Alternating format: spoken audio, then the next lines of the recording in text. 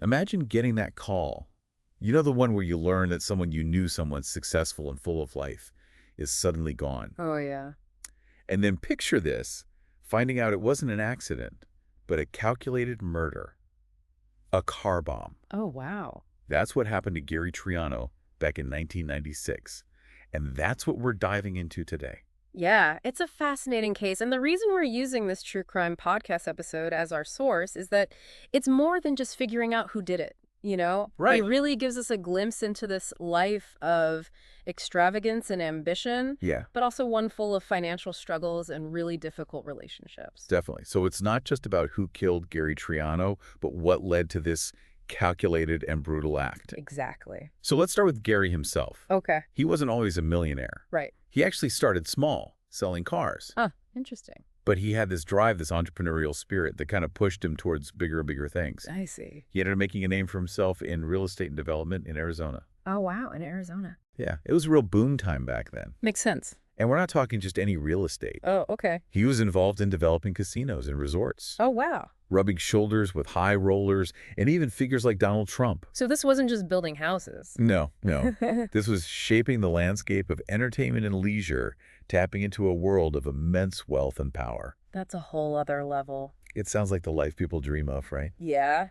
Private jets, lavish parties, that whole 80s excess. Yeah.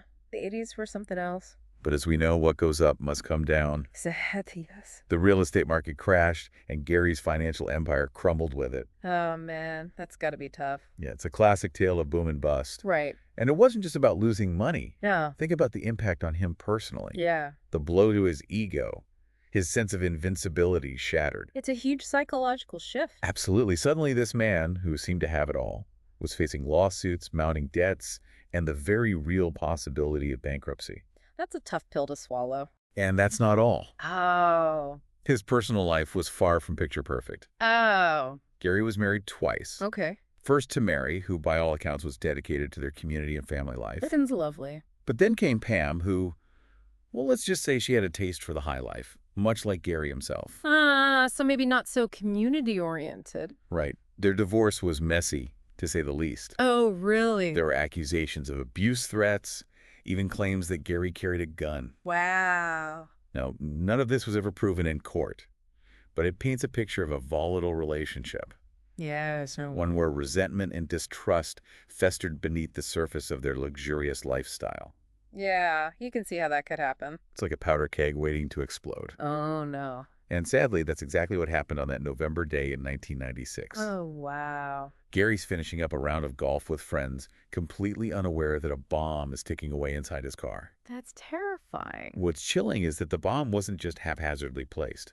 It was a sophisticated device, a pipe bomb, rigged to be detonated remotely. So this wasn't some crime of passion. Absolutely. This is meticulously planned and executed. Makes you wonder who would do such a thing. The explosion itself was devastating. Witnesses described a fireball erupting from the car, the force of the blast so powerful it sent debris flying hundreds of feet. Oh, my goodness. Gary didn't stand a chance. That's just awful. The initial reaction, fueled by rumors and Pam's own claims about Gary's past, was that this was a mob hit. Okay, I can see why they'd think that. Right after all, he'd been involved in some shady business dealings, and the world of casinos and gambling has its dark underbelly. True. So the police focused their attention on organized crime, trying to uncover connections that could explain the bombing. Right. But as they dug deeper, they found themselves hitting dead ends. No concrete evidence linked Gary to the mob, and many of his close friends and family vehemently denied any such involvement. So it wasn't the mob. What's intriguing is that this wasn't just a case of mistaken identity or a random act of violence. Right. The more the police investigated, the more they realized this murder was intensely personal, targeted with a level of precision that pointed to someone who knew Gary's routine intimately. Someone who knew exactly when and where to strike. Exactly. It's sending chills down my spine just thinking about it. Uh-huh. So if it wasn't the mob who could have wanted Gary dead, That's the question. that's the question that began to haunt investigators. And as they shifted their focus, a new suspect emerged from the shadows, someone much closer to Gary than anyone had initially imagined.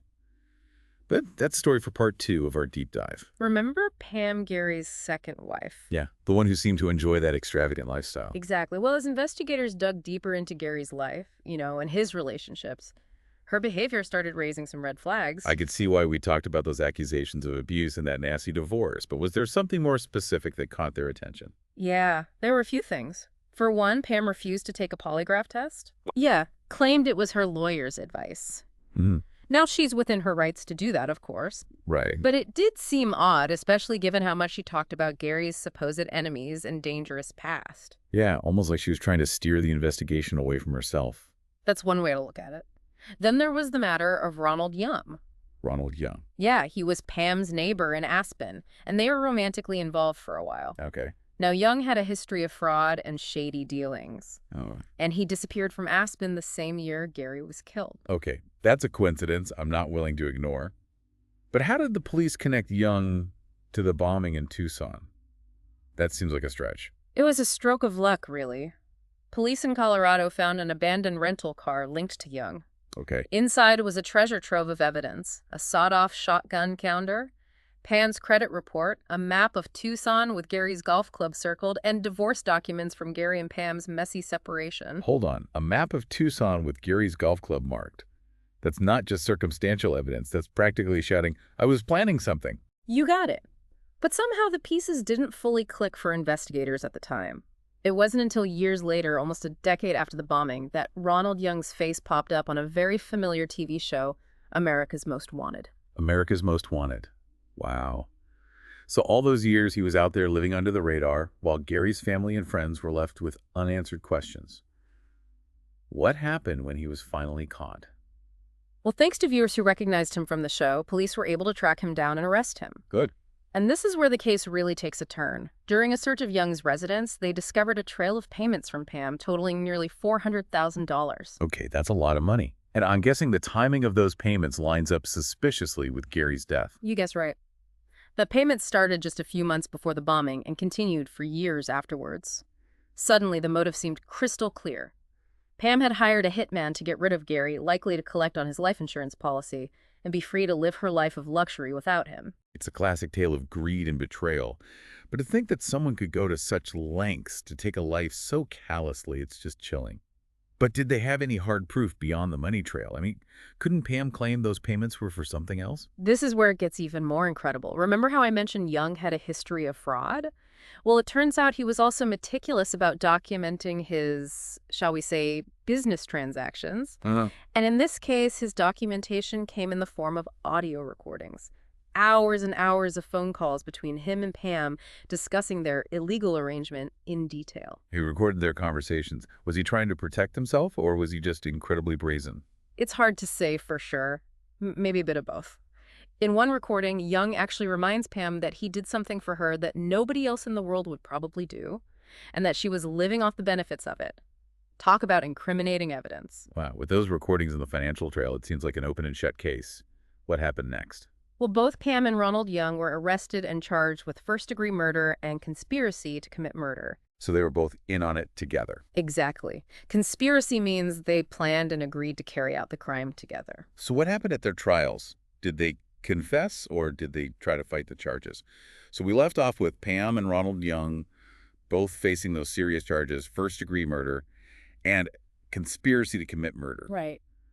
What happened at their trials? Did they deny everything, or did they have to come clean with all the evidence stacked against them? Well, Ronald Young's trial was pretty straightforward. The prosecution presented a strong case. They highlighted his financial motives and all that evidence found in that rental car. Right, right. They argued that he was basically driven by greed, plain and simple, willing to kill for a big payout. Sounds like an open and shut case for him. Yeah. What about Pam, though? Did she try to maintain her innocence, or did she have some explanation for the money and those damning recordings? Pam's trial was much more complicated.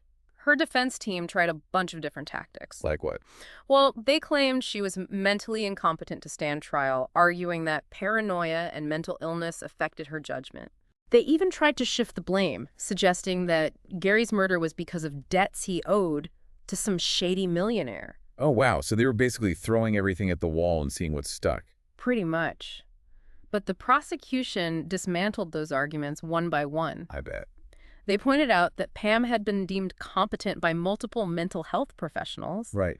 and that her actions before and after Gary's death showed she was clearly planning something. Makes sense. And what about that millionaire with a grudge? They presented evidence that Gary, despite his financial struggles, was actually on the road to recovery and had no known enemies who would go to such So extremes. basically, none of their arguments held water. Exactly. And those phone call recordings, something so simple, really became the key piece of evidence in the whole case. It's a reminder that even in this high-tech world, sometimes the most basic things can reveal the truth. So what was the verdict? Were Pam and Ronald Young both found guilty? Yes, both were found guilty on all charges. The jury deliberated for days, carefully considering all that evidence. But in the end, those recordings, the financial trail and Pam's own strange behavior sealed their fate. Both were sentenced to life in prison without parole. Wow. So justice was served even if it took years to get there. It makes you think about Gary's children, Oh, absolutely. losing their father in such a horrific way, and then to find out their mother was involved. It's just tragic. It's a tragedy on so many levels. And while we may never fully understand Pam's motivations, whether it was greed, revenge, or some combination of both, Right. the fact is her actions had devastating consequences. Yeah, not just for Gary, but for his children, everyone who loved him.